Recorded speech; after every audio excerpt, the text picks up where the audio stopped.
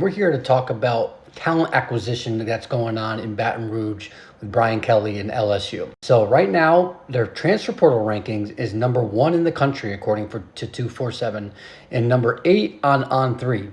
Now that's pretty important because look at last year, they were knocked pretty hard for not using the portal and getting these pieces, specifically on the defensive side of the ball, to be able to plug in and play for the 2024 season. And we all saw how that played out. The defensive problems that they've had at LSU have been absolutely glaring.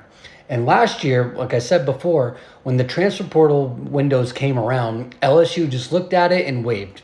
And they say, all right, you know what? We're gonna save for our high school recruiting class for the following year, and we're gonna look to the 2025 year as the year that we're gonna circle. Well, 2024 was pretty disappointing, and so you put all your chips into your 2025 recruiting class, and it was fantastic. It was elite.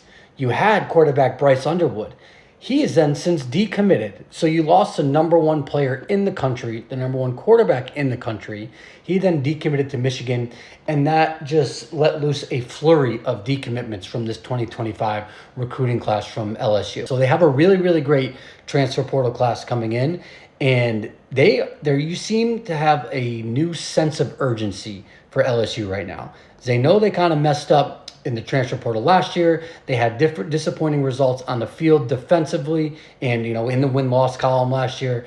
So they need to do a lot to get back to a place to where they want to be. And tapping into the transfer portal for this year to help fill some holes is going to be a good way to get back to where they want to be. So you had an offensive line in LSU last year that was the core and the best unit of that LSU team. So looking to restock that and bring in some big guys to help bolster that offensive line for 2025.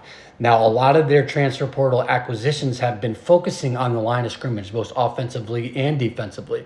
They also brought in Josh Thompson from Northwestern, one of the highest rated offensive linemen in the portal. They got Payton from Florida State. I think they were relying on Bryce Underwood to be that next guy in Baton Rouge and to take them to the next level. Now that they don't have him, they're in a little bit of panic mode. And so they need to tap into this transfer portal to help fill some gaps and to get them back into national relevancy where they want to live and they want to belong. And while I don't think Brian Kelly's seat is hot by any stretch, it is certainly warming up. Follow BigBodyBallCFB on all socials.